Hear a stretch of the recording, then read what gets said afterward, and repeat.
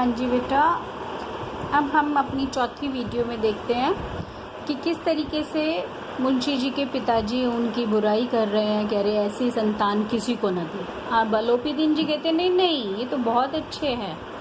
अलोपीदीन जी कहते हैं ऐसी संतान तो सबको मिलनी चाहिए। इतने कीर्ति उज्जवल करने वाले संसार में ऐसे लोग जो धर्म पर अपना सब कुछ अर्पण कर सके बहुत कम है। तो पंडित अलोपीदीन जी ने वंशीधर जी से कहा कि दरोगा जी, खुशामद न समझिए कि मैं आपकी खुशामद कर रही हूँ। आपने मुझे पहले हिरासत में लिया था, लेकिन मैं आज अपनी इच्छा से, अपनी स्वेच्छा से, अपनी इच्छा से आपकी हिरासत में आना चाहता हूँ। अब उन्होंने कहा मैंने बहुत अमीर देखे, सबको मैंने हरा दिया धन के आगे, लेकिन आपने मुझे हरा दिया। आपने अपने धन का, मैंने सबको अपने धन का गुलाम बनाया, लेकिन मुझे आज्ञा दीजिए मैं कुछ विनती करूं। वंशीधर जी ने अलोपीदीन को देखा तो सत्कार किया, लेकिन स्वाभिमान के साथ। समझ गए थे कि मुझे लज्जित करने आए हैं, मुझे जलाने आए हैं। उन्होंने कोई क्षमा नहीं मांगी उनसे, कोई प्रार्थना नहीं की। अपने पिता को उनके पिताजी को अच्छा नहीं लगा। ये कल भी आपने मुझसे पूछा था, ठकुर सुहाती, फ्लैटरी करना, चापलूसी करना, तो उनके मन का मैल। अब उन्होंने पंडित जी की बातें सुनी तो वंशीधर जी के मन का मैल धुल गया। उनके मन में जो उनके प्रति अच्छी भावना नहीं थी सब दूर हो गई। अब उन्होंने कहा, पंडित जी ने कहा कि अच्छा मुझसे जो कुछ गलती हुई हो मैं माफ़ी मांगता हूँ, बताइए क्या आज्ञा। अब उन्होंने कहा कि नदी तट पर आपने मेरी प्रार्थना स्वीकार नहीं की थी, परंतु आज स्वीकार करनी पड़ेगी। अब वो उन्हें क्या आज्ञा दे रहे हैं आप देखेंगे।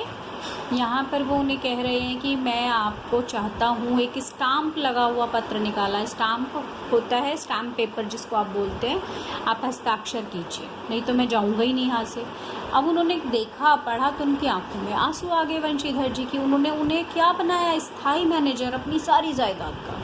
और देखो बदले में क्या क्या दे रहे हैं, 6,000 वार्षिक वेतन है, रोजाना का खर्चा लग है, सवारी के लिए घोड़ा है, बंगला है, नौकर चाकर सब मुफ्त में। उन्होंने कहा मैं इस योग्य नहीं हूँ उच्च पद के। उन्होंने कहा नहीं नहीं, मुझे तो एक अयोग्य मनुष्य की ज़रूरत है। अब वंशीधर जी ने फिर कहा मैं तो आपका दास हूँ, मेरे लिए सौभाग्य की बात है आपकी सेवा करूँ, लेकिन ना मुझ में विद्या ना बुद्धि, मुझ में तो कमियाँ ही कमी, आप तो अनुभवी मनुष्य ढूंढिए। अब अलोपीदीन जी ने कलम निकाल ली और उनसे कहा कि नहीं, मुझे कुछ नहीं चाहिए, मुझे सिर्फ आप चाहिए। तो उन्होंने कहा आप हस्ताक्षर कर दीजिए बस। अब अलोपीदीन जी ने कहा कि ठीक है। वंशीधर जी की आंखें डबडबा आई। हृदय के संकुचित पात्र में इतना एहसान न समा सका। पात्र माने बर्तन, लेकिन यहाँ हृदय को एक बर्तन के समान माना।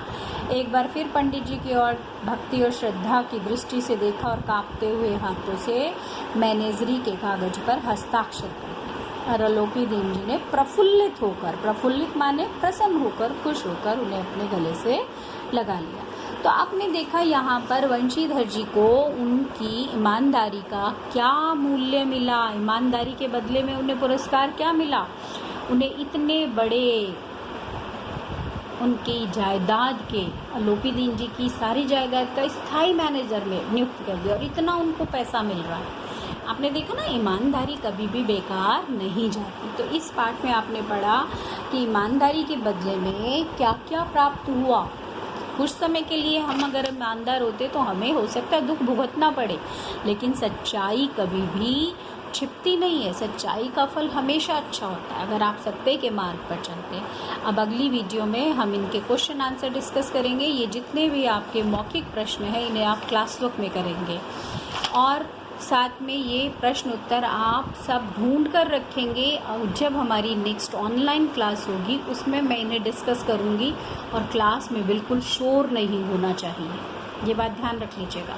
क्लास में बिल्कुल शोर ना हो, सब अपने आप को म्यूट रखें, जिससे आंसर पूछे वही आंसर दें, नहीं तो हमारी क्लास सबसे पीछे हो जाएगी, ये बात ध्यान रखिएगा। ठीक है, आपको ये सही गलत के निशान आप देख लेंगे, सही उत्तर चुनने भी आप ढूंढ कर रखेंगे। ये सब हम डिस्कस करेंगे अगली वीडियो में। हम क्वेश्चन आंसर डिस्कस करेंगे।